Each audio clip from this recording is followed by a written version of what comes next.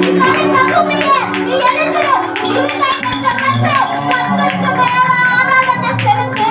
உன்னை மட்டுமே நேசிக்கிற ஆண்டவர் ஒரு கெட்ட குமாரனை போல அவரை விட்டு விலகி விலகி விலகி ஓடுனாலும் ஒரு நல்ல தகப்பனை போல உன்னை தேடி ஓட்டல நிற்பாரு.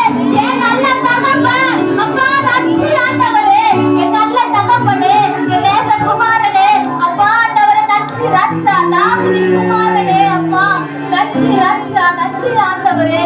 அப்பா உங்கள் இருதயத்தை கர்த்தருக்கு நேராக ஏறெடுங்க, முழு இருதயத்தோடு அவருக்கு ஸ்தோத்திரம் செலுத்துங்க.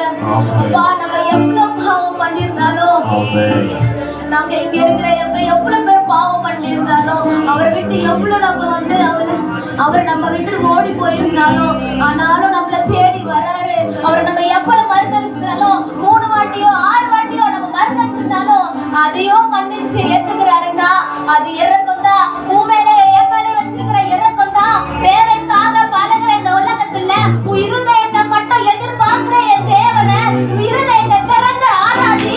உன் இருதயத்துல வந்து வாசம் செய்வாரு என் தேவாதி தேவன், பரிசுத்தம் உள்ள தேவன், எந்த துதி சோதனைக்கும் மேலான தேவன். இப்பொழுது இறங்கி இருதயத்துல உட்காருவாரு. இருதயத்தை திறந்து கர்த்தருக்கு ஆராதனை செலுத்து. நீ சொல்லு, அப்பா நான் உங்களை நேசிக்கிற ஆண்டவரே, அப்பா நான் உங்களை நேசிக்கிற